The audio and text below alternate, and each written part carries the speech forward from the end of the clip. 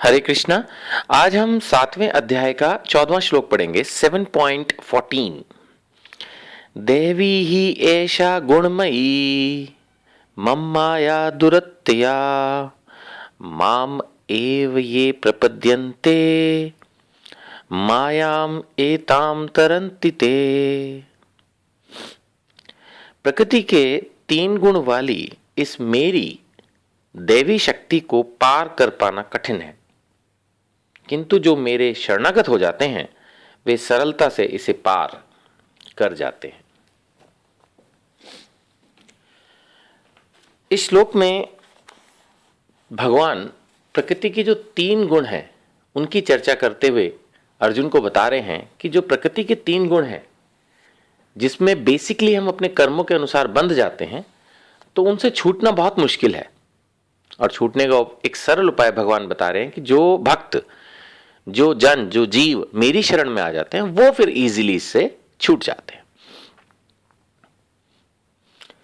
तो प्रकृति के जो 3 गुण हैं वो हैं सतोगुण, रजोगुण और तमोगुण।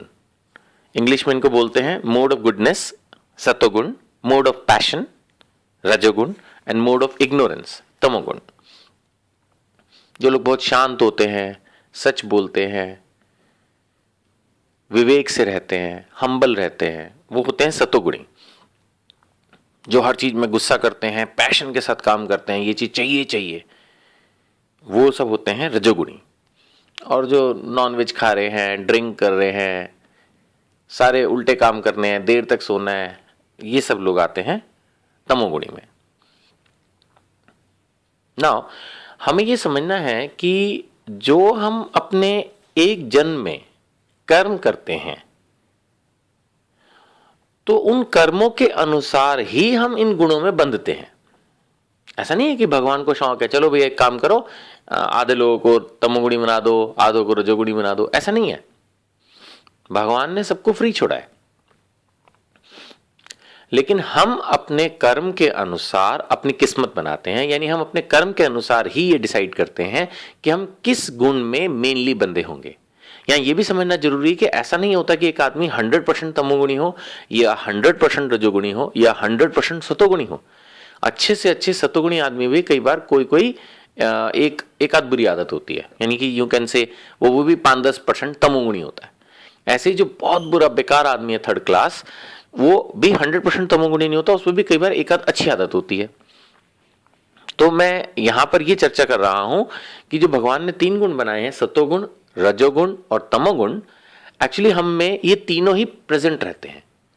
बट एक अच्छे व्यक्ति को चाहिए कि वो धीरे धीरे अपने तमोगुण और रजोगुण को खत्म करके मेनली सतोगुण में आए, क्योंकि सतोगुणी व्यक्ति ही मेनली फिर शुद्ध सतोगुण यानी भक्ति की तरफ जा पाएगा। तो मैं यहां ये चर्चा फिर से दोहरा रहा हूं कि ये जो गुणों में बंधने की थ्योरी है ये हमारे कर्म के अनुसार है।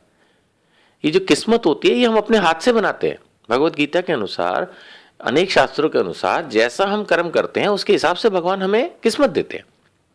अगर ऐसा ना होता तो एक बच्चा जन्म से ही अंधा क्यों होता? उसने तो अभी कर्म खराब किए ही नहीं।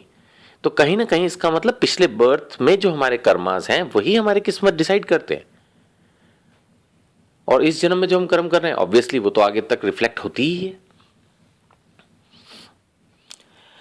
अब यहां पर यह बात आ जाती है कि जब हम इस पिछले जन्म, मेनली पिछले जन्मों के कर्मों के अनुसार हमारी किस्मत बन गई और वो किस्मत हमें एक particular you can say area में बर्थ देती है, पर्टिकुलर पेरेंट्स के पास बर्थ देती है।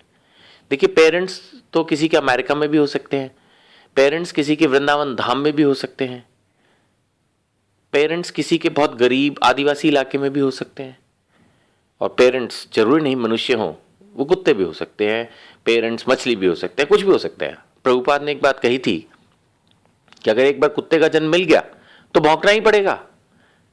कहने का मतलब यह है कि अगर एक बार हमने अपने कर्मों के अनुसार ऐसी किस्मत बनाई कि हमें अगले जन्म में कुत्ते का जन्म मिला, तो उस जन्म में हमें कुत्ते की तरह सड़क पे इधर उधर भागना ही होगा, भौंकना ही होगा, सारे उल्टे सीधे काम करने ही होंगे, क्योंकि हम बंध गए हैं उसमें। किस्मत यानी जो 3 गुण हैं उसमें हम बंध गए हैं। और जब एक बार हम गुणों में बंध गए हैं तो हमारा उससे बाहर निकलना बहुत मुश्किल है। ऐसे ही मनुष्य के रूप में अगर हमने किसी ऐसे घर में जन्म ले लिया जहां नॉनवेज बनता है, ड्रिंक होती है, सारे उल्टे काम होते हैं, तो हम अपने माँ बाप को देख के शायद यही सब सीख जाएंगे। हमारा सुधरना बहुत मुश्किल होगा।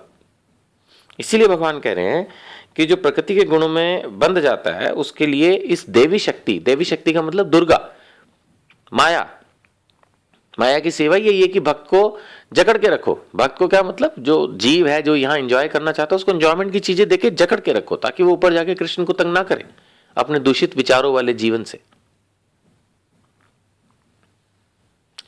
लेकिन यहां पर फिर यही बात बताई जा रही है इस श्लोक के दूसरी लाइन में पहला अक्षर भगवान यूज के मामेव, जो सिर्फ मेरी शरण में आते हैं।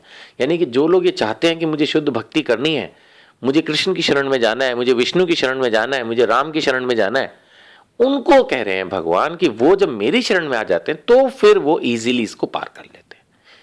देखिए, गुणों से बंधा का मतलब, जैसे आप एक इजी एग्जांपल ले सकते हैं, प्रभुपाद जी ने अपने परपट में भी दिया है कि जैसे बंधे का मतलब हम ये समझ सकते हैं कि एक आदमी रस्सी से बंधा है। अब बंधा है तो वो छूट नहीं सकता, बहुत मुश्किल है, कैसे छूटेगा। तो रस्सी से छूटा व्यक्ति कैसे छूट सकता है? वही है जैसे अभी मैंने पहले भी चर्चा की है कि भगवान की शरण में आके, जब भगवान की शरण में आएगा तो वो क्या करेंगे, किसी व्यक्ति को भेजेंगे जो उसकी रस्सी खोलेगा। खुद तो एक आदमी रस्सी से अगर बंधा हो तो खुल नहीं सकता है। तो ऐसे ही जो माया के ये जो 3 गुण हैं, इनसे जब हम जकड़े हुए होते हैं तो जब हम भगवान की शरण में जाते हैं तो भगवान एक आध्यात्मिक गुरु, एक वैष्णव गुरु हमारे पास भेजते हैं जो हमारे चारों तरफ से इस गुणों की रस्सी को हटाते हैं और तभी हम फ्री हो पाते हैं। तो भगवान की शरण में जाना, एक वैष्णव गुरु की शरण में जाना बहुत जरूरी है, तभी हम माया के इन 3 गुणों के चंगुल से फ्री हो पाएंगे। अन्य देवी देवताओं के अंदर इतनी पावर नहीं है, वो सब माया के अधीन है। प्रभुपाद जी अपने परपट में लिख रहे हैं कि यहां तक कि शिव और ब्रह्मा भी माया के अधीन है। वो माया के इस चिंगुल से आपको छुड़ा नहीं सकते। मुक्ति प्रदाता सिर्फ कृष्ण है, विष्णु है। अगर हमें इस चिंगुल से रियली फ्री होना है, मोक्ष की प्राप्ति करनी है, तो हमें कृष्ण की भक्ति करनी होगी। इस चीज को समझना बहुत आवश्यक है। तो श्लोक मेरे ख्याल से बहुत सिंपल है। सिंपल ये बात बताई जा रही है कि हमारे अपने पिछले जन्मों के कर्मों के अनुसार हमारी किस्मत बनती है। उस किस्मत के अनुसार हम माया के चंगुल में फंस जाते हैं, 3 गुणों में फंस जाते हैं, और इससे बाहर निकालने के लिए हमें किसी की सहायता चाहिए, और वो सहायता सिर्फ गुरु दे सकते हैं, और वो भी तब जब हम स्वयं कृष्ण की शरण में जाएं, तो उनके आदेश से गुरु आके हमें फ्री करते हैं। हरे कृष्णा।